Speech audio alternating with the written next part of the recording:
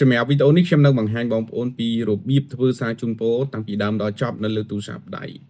ដែលពីមុនមកបើសិនជាយើងចង់ធ្វើសារជូនពរគឺយើងធ្វើនៅលើកុំព្យូទ័រតាមរយៈកម្មវិធីដូចជា Photoshop, Ella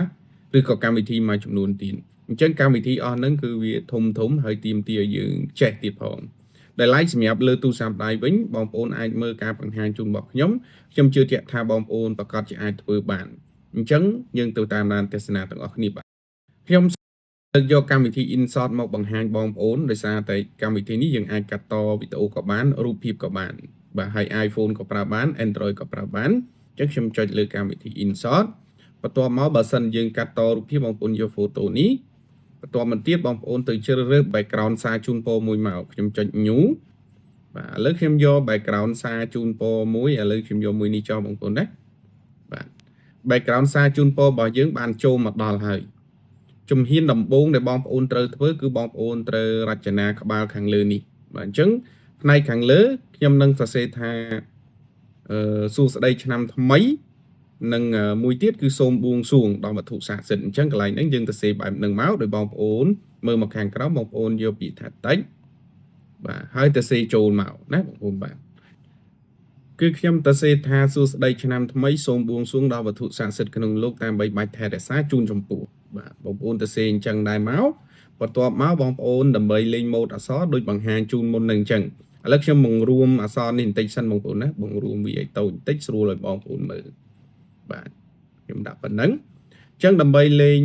ម៉ូដលេងពណ៌ឥឡូវលេងពណ៌មុនបងប្អូនចុចកន្លែង color នេះបាទអញ្ចឹងជាទូទៅសារជូនពរបងប្អូនត្រូវមើលដែរពណ៌ហ្នឹងគឺត្រូវតែកុំឲ្យកុងជាមួយនឹង background នៅខាងក្រោយឥឡូវខ្ញុំដាក់ពណ៌មាសហ្នឹងចុះបងប្អូនណាគឺវាអត់កុងជាមួយនឹង background ខាងក្រោយទេខ្ញុំដាក់ពណ៌មាសហ្នឹងអញ្ចឹងខ្ញុំជ្រើសរើសពណ៌មាសហើយចំពោះ mode អក្សរវិញខ្ញុំឈរលើ AA នេះខ្ញុំយកខ្មែរមូលាយហ្នឹងហើយបងប្អូនជ្រើសរើស mode ផ្សេងក៏ជ្រើសរើសទៅអញ្ចឹងខ្ញុំយកខ្មែរមូលាយហ្នឹងបន្ទាប់មកខ្ញុំចុច text ខ្ញុំបានអក្សរផ្នែកខាងលើឃើញទេបងប្អូនខ្ញុំរួមវាបន្តិចមកបាទរួមមកល្មមមកបងប្អូនណាបាទបន្តមកទៀតបងប្អូនអ្វីដែលយើងត្រូវធ្វើគឺបងប្អូនអាចចូលទៅយកសុំនិងរូបថតបាទអញ្ចឹងដើម្បីអាចដាក់សុំនឹងរូបថតបងប្អូនមើលមកផ្នែកខាងក្រោមគឺបងប្អូនមករកពាក្យថា PIP នេះបងប្អូនឃើញកន្លែងសញ្ញាបូកហ្នឹងណាជ្រុងហើយមានសញ្ញាបូកហ្នឹងបងប្អូនចុចលើនឹងមក PIP ហ្នឹងហើយបន្ទាប់មកទៀតបងប្អូនជ្រើសរើសបាទរូបភាពបងប្អូនត្រូវជូនពរមុនសិនទៅណាបងប្អូនបាទអញ្ចឹងខ្ញុំសូមឲ្យបងប្អូនរើសយករូបមួយមកឧទាហរណ៍ថាឥឡូវខ្ញុំយករូបមួយនេះបាទអញ្ចឹងរូបមួយហ្នឹងបងប្អូនដាក់ដោយ like សិនមកបាទដាក់វានៅកន្លែងនេះសិនតមកទៀតបងប្អូនចូលទៅយកសុំអញ្ចឹងបងប្អូនមើលមកផ្នែកខាងក្រោមបងប្អូនត្រូវឈរលើ PIP ដដែលនេះឃើញទេ PIP ចុចលើនឹងមកបងប្អូនទៅយកសុំឧទាហរណ៍ឥឡូវខ្ញុំមានសុំមួយនេះខ្ញុំចុចសុំមកបាទ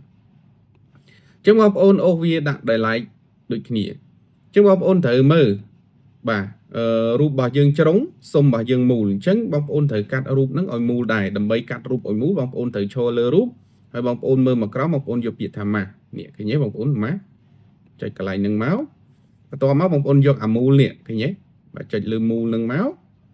រូបរបស់យើងនឹងមូលដែរបើសិនជាបងប្អូនយើងចង់បានរាងពងក្រពើបងប្អូនបាទទាញអានេះបាទផ្នែកខាងស្ដាំហ្នឹងបាទរុញវាមកវាទៅជាពងក្រពើដោយឡែកសម្រាប់រូបរបស់ខ្ញុំគឺមូលអញ្ចឹងខ្ញុំយកមូលអញ្ចឹងហើយបងប្អូនចុច text មកបន្តមកទៀតបងប្អូនអូសបាទរូបរបស់យើងឲ្យចូលមកក្នុងកន្លែងដែលយើងត្រូវដាក់មកបាទឥឡូវរូបខ្ញុំនៅកន្លែងនេះខ្ញុំបង្រួមបន្តិចដើម្បីងាយស្រួលក្នុងការដាក់សុំបញ្ចូលបាទអញ្ចឹងបងប្អូនត្រូវអូសរូបចូលមុនណាចាំអូសសុំចូលតាមក្រោយបាទខ្ញុំបានប៉ុណ្្នឹងហើយខ្ញុំទាញសុំចូលគឺខ្ញុំគ្រាន់តែអូសវាមកចេះមកហើយខ្ញុំបង្រួមវាបងប្អូនចុចកន្លែងនេះជាប់ហើយរុញវាចូលមកក្នុងមកបាទអញ្ចឹងយើងទទួលបានសុំនឹងរូបថតហើយឃើញទេបាទបន្តមកទៀតបងប្អូនយើងឈានចូលទៅដល់កន្លែងឈ្មោះបាទអញ្ចឹងបងប្អូនចង់ជូនពរអ្នកណាបងប្អូនដាក់ឈ្មោះគាត់មកឧទាហរណ៍កន្លែងហ្នឹងខ្ញុំចង់ដាក់ឈ្មោះខ្ញុំជាឧទាហរណ៍ចុះអញ្ចឹងបងប្អូនឈរលើតិចនេះបងប្អូនចុចតិចមកឃើញទេចុចតិចហ្នឹងហើយវាឈ្មោះគាត់មកឥឡូវខ្ញុំដាក់ឈ្មោះខ្ញុំបាទខ្ញុំទៅសេឈ្មោះខ្ញុំរួចហើយអញ្ចឹងខ្ញុំគ្រាន់តែអូសវាចូលមកក្នុងសុំហ្នឹងបងប្អូនចង់លេងពណ៌អីបងប្អូនលេងតាមនឹងទៅប៉ុន្តែខ្ញុំអត់លេងទេខ្ញុំយកពណ៌ហ្នឹងហើយខ្ញុំបង្រួម បាទបង្រួមមកល្មមដែលខ្ញុំត្រូវការបាទឧទាហរណ៍ថាខ្ញុំត្រូវការប៉ុណ្ណឹងឈ្មោះខ្ញុំអញ្ចឹងតមកទៀតបងប្អូនចុច tick មួយមកបាទចុច tick ឲ្យបងប្អូននេះនៅខាងក្រោមឈ្មោះបងប្អូនគួរតែដាក់តួនាទីរបស់គាត់បាទអញ្ចឹងបងប្អូនមិនបាច់ចូលតិចម្ដងទៀតទេបងប្អូនអាច copy កន្លែងឈ្មោះហ្នឹងហើយកែដាក់តួនាទីគាត់ទៅដោយបងប្អូនឈរលើឈ្មោះហ្នឹងឃើញទេវានឹងចេញសញ្ញាប៊ិចបងប្អូនចុចលើសញ្ញាប៊ិចហ្នឹងមកហើយបងប្អូនយកពាក្យថា copy អញ្ចឹងយើងទទួលបានអក្សរមួយទៀតហើយឃើញទេនេះអក្សរមួយទៀតហើយ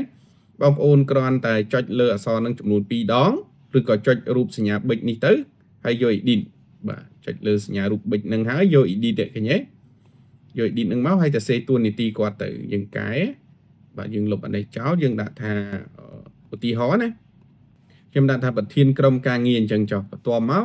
ខ្ញុំចុច tick បាទបានប៉ុណ្្នឹងហើយខ្ញុំអូសចូលទៅខាងក្នុងអញ្ចឹងតួនាទីរបស់គាត់ហ្នឹងត្រូវតែឲ្យតូចជាងឈ្មោះបន្តិចមកបងប្អូនបាទយើងដាក់តូចបន្តិចមកបាទតែប៉ុណ្្នឹងចុះឃើញទេប្រធានក្រុមការងារបាទពេលបានប៉ុណ្្នឹងហើយបងប្អូនត្រូវទៅសេផ្នែកខាងក្រោមនេះក្នុងឱកាសអីជូនពរគាត់ថាម៉េចណាអញ្ចឹងខ្ញុំមានគំរូដែរបងប្អូនអាចយកតាមពាក្យពេចន៍ដែលខ្ញុំបង្ហាញក៏បានដែរឥឡូវខ្ញុំទៅសេសិនដល់ខ្ញុំចូលមកកាន់តិចបាទហើយទៅសេអញ្ចឹងខ្ញុំដាក់កន្លែងនេះក្នុងឱកាសចូលឆ្នាំថ្មីប្រពៃណីជាតិខ្មែរខ្ញុំទៅសេរួចហើយខ្ញុំចុចសញ្ញា tick ឯបងប្អូនបាទអក្សរយើងធំណាបងប្អូនអញ្ចឹងបងប្អូនបរួមវាមកបាទដោយបងប្អូនរំកិលមិនឲ្យឃើញនេះសញ្ញានេះឧទាហរណ៍ថាបើសិនជានៅក្នុងនេះអក្សរ clear ក្នុងឱកាសចូលឆ្នាំថ្មីប្រពៃណីជាតិខ្មែរចង់ឲ្យធំអញ្ចឹងបងប្អូនត្រូវផ្ដាច់អក្សរហ្នឹងកុំឲ្យវានៅក្រោមជាមួយគ្នាអញ្ចឹងយើងអាចទៅសេមួយទៀតមកបងប្អូនណាឧទាហរណ៍ថាឥឡូវខ្ញុំទៅសេមួយទៀតកន្លែងហ្នឹងព្រោះខ្ញុំចង់ឲ្យវាដាច់តម្លៃឲ្យធំបាទអញ្ចឹងខ្ញុំគ្រាន់តែចុចសញ្ញាប៊ិចនេះបាទឈប់ចាំមកផ្លែតបងប្អូនណាបាទចុចសញ្ញាប៊ិចខ្ញុំយកពាក្យថា copy បាទអញ្ចឹងក្រៅពីហ្នឹងខ្ញុំthíchលើវាចំនួន2ដងបាទចុចលើវា2ដងមកវានឹងចូលទៅដល់កន្លែងដែលយើងត្រូវទៅសេអញ្ចឹងយើងទុកតែក្នុងឱកាសចូលឆ្នាំថ្មីបានហើយក្រៅពីហ្នឹងយើងលុបចោលណាព្រោះយើងចង់ផ្ដាច់ពាក្យក្នុងឱកាសចូលឆ្នាំថ្មីនឹងឲ្យវាដាច់តម្លៃពីគេបាទឃើញទេតែមួយតែឯងទេបាទអញ្ចឹងយើងអាចពង្រីកវាបានដែរឃើញទេក្នុងឱកាសចូលឆ្នាំថ្មីយើងឲ្យធំបន្តិចមកហើយកុំភ្លេចចូលទៅលុបនៅក្នុងអាកន្លែងខ្លឹមសារផងមិញយើងអត់ទាន់បានលុបទេអញ្ចឹងយើងភ្លេច2ដងកន្លែងខ្លឹមសារហើយយើងទៅលុបក្នុងឱកាសចូលឆ្នាំថ្មីចេញណាបងប្អូនបាទអញ្ចឹងខ្ញុំទៅលុបវាចេញសិននេះយើងលុបវាចោលយើងទុកត្រឹមតែសូមលោកនិងក្រុមគ្រួសារមកបានហើយណាបាទប៉ុណ្ណឹងមកតមកបងប្អូនចុច tick មកបាទឃើញទេអញ្ចឹងអាកន្លែងក្នុងឱកាសចូលឆ្នាំថ្មីហ្នឹងវាធំបាទពីព្រោះថាកន្លែងហ្នឹងវាសំខាន់យើងគួរតែដាក់វាឲ្យធំបាទណាអត់សូវសំខាន់យើងដាក់វាតូចបានទេឥឡូវយើងបានប៉ុណ្ណឹងតមកទៀតគឺបងប្អូន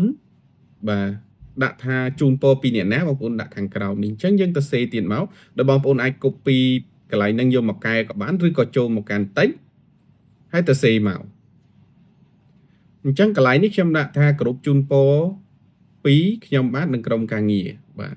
ប៉ុណ្្នឹងមកថេចមកបងប្អូនបាទយើងមិនបាច់ទៅលេងពណ៌លេងអីទៀតទេដោយសារយើងដាក់ពណ៌ហ្នឹងទៅគឺវាលិចហើយបងប្អូនណាវាអត់កង់ជាមួយនឹងbackground យើងទេបាទតែប៉ុណ្្នឹងមកគឺជាការស្រេចបងប្អូនទទួលបានសារជូនពរមួយឃើញទេបងប្អូនចង់បន្ថែមរូបទេវតាក៏ថែមចោះបាទអាចថែមសងខាងនេះទៅមើលទៅសារជូនពររបស់យើងគឺកាន់តែស្អាតណាអរគុណប៉ុណ្ណឹងបងប្អូនគិតថារួចរាល់ហើយបងប្អូនគ្រាន់តែចុចនេះខាងលើនេះគេដាក់ថា export បងប្អូនចុច export នឹងមកជាការស្រេចអញ្ចឹងខ្ញុំបង្ហាញប៉ុណ្ណឹងចុះតាក់ទងទៅនឹងការធ្វើសារជូនពរបងប្អូនយើងសង្ឃឹមថាអាចធ្វើបានពីព្រោះថាខ្ញុំបានបង្ហាញអស់ហើយតាំងពីរបៀប add អក្សរតាំងពីរបៀបលេងអក្សរក៏ដូចជាការបង្ហាញទាំងមូលតែម្ដងនៅក្នុងវីដេអូមួយនេះអញ្ចឹងសម្រាប់អ្នកថ្មីបងប្អូនអាចទៅមើលមេរៀនមុនពីព្រោះមេរៀនមុនខ្ញុំបានបង្ហាញរួចហើយបាទអរគុណជួបគ្នានៅវីដេអូក្រោយជាបន្តទៀតបាទ